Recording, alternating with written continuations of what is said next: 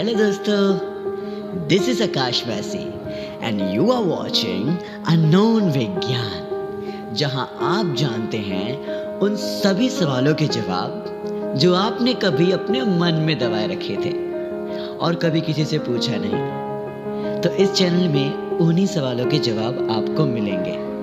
तो चलिए आज की पहली वीडियो की शुरुआत करते हैं।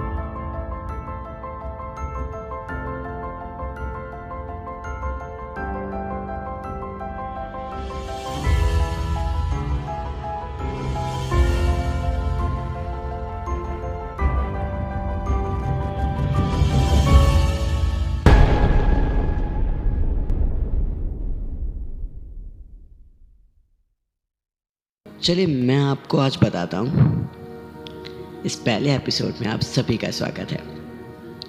आज आप एक ऐसी चीज़ जानने जा रहे हो ना, जो झूठ है, जिसके बारे में आप बचपन से झूठ सुनते आ रहे हो।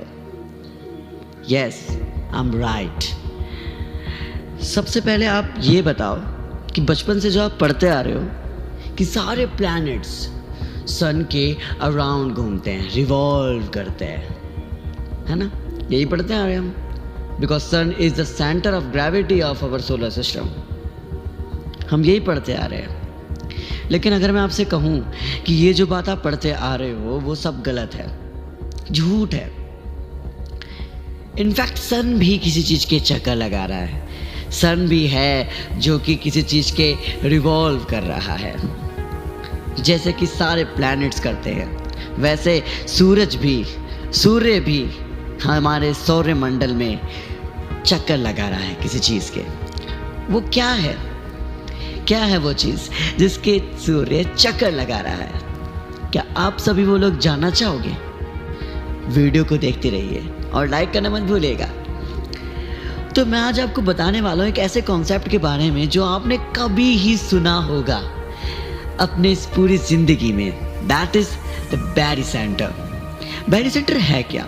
एक तरह से ये है कॉमन सेंटर ऑफ मास, किसी भी बॉडी का कॉमन सेंटर ऑफ मास। अभी भी समझ में नहीं आया ना? I know that. मैं आपको समझाता हूँ। अच्छा, जैसे कि आप एक स्केल ले लेते हो ना, इस स्केल को लेने पर आप उसके बीच में उंगली रखने पर उसको बैलेंस कर पाते हो। How is it possible? Because in the scale, वहाँ पर सारे masses equally distribute होते हैं स्केल के, between the scale. Okay? Am I right or wrong? I'm right. Okay. So अभी मैं बात कर रहा हूँ आप लोगों से कि जैसे किसी ऑब्जेक्ट में सारे मास इक्वली डिस्ट्रीब्यूट होते हैं और उसके सेंटर ऑफ मास को ढूंढना आसान होता है उसको बैलेंस करके, वैसे ही प्लैनेट्स के बीच में भी एक सेंटर ऑफ मास होता है जो कि उन प्लैनेट्स को बैलेंस करता है। अच्छा, आपको समझ आ रहा है मैं क्या कहना चाह रहा हूँ? आई थिंक थोड़ा थोड़ा आ रहा होगा, राइट? चलिए अभी मैं बताता हूँ तो चलिए मैं आज आपको बता दूँ कि मोशन ऑफ प्लैनेट को सबसे पहले इंट्रोड्यूस करवाया था सर इज़ाक न्यूटन ने इन 1687 में। तो उन्होंने इस मोशन ऑफ प्लैनेट्स को इंट्रोड्यूस करवाते समय ये बोला कि सारे प्लैनेट्स, चाहे वो सेलेस्टियल बॉडीज़ हों, वो सारी मोशन करेंगी।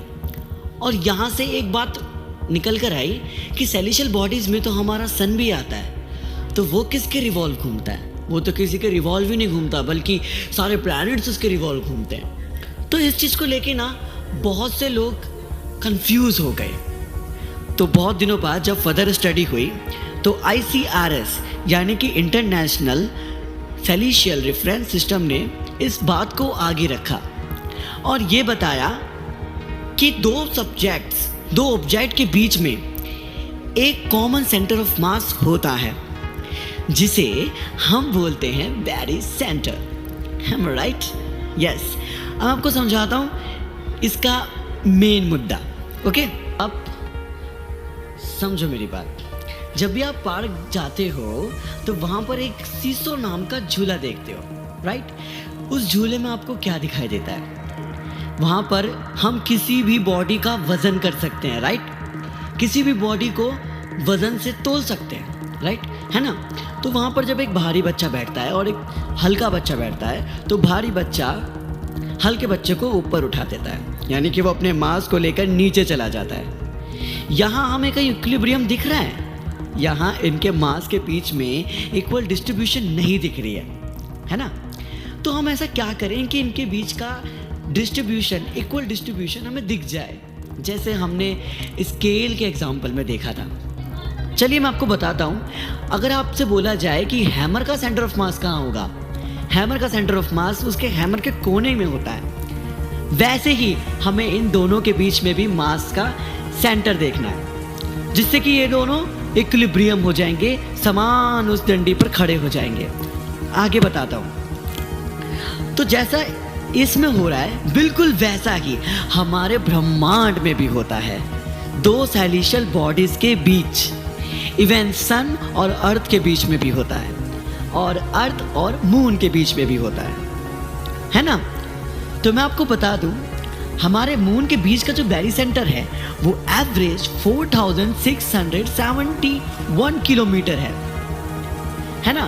तो वैसे ही सन और अर्थ के बीच में बैरी सेंटर होता है। ये बैरी सेंटर एक ऐसा सेंटर होता है जिससे कि हम दो ऑब्जेक्ट, दो मासेस के बीच का इक्वल डिस्ट्रीब्यूशन देख सकते हैं, है ना। अब आपको ये पता चल गया है कि इवन सन भी इस बैरी सेंटर के चक्कर लगा रहा है। अब आपको मैं एक बात बता दूं कि किसी भी ऑब्जेक्ट का सेंटर ऑफ मास उसकी बाहर वाले हिस्से की तरफ होता है। जैसे सन और मून या सन और अर्थ के बीच में जो बैरी सेंटर होगा वो सन के करीब पाया जाएगा, क्योंकि रिलेटिवली दोनों का मासेस बहुत ज़्यादा और बहुत कम है। तो देखा जाए तो मैंने आपको बता दिया है कि कैसे सन रिवॉल्व अराउंड कर रहा है अपने ही बैरी सेंटर के। अगर मैं आपको बोलूं कि जुपिटर और सन के बीच में उसका बैरी सेंटर कहाँ होगा, क्या आप बता सकते हैं? मुझे कमेंट कीजिएगा। अगर आपको ये कॉन्सेप्ट समझ में आ गया है तो और लोगों से पूछिए और जानिए कि वो क्या कहते हैं। अगर वो गलत कहते हैं तो उस गलत को सही कर दीजिए, क्योंकि यही है अनंत विज्ञान का ज्ञान। तो गुड बाय गाइस, मिलते हैं अगले वीडियो में। Till then wait for the other video. So channel को सब्सक्राइब करना और लाइक करना मत भूलना। Bye guys, think beyond imagination.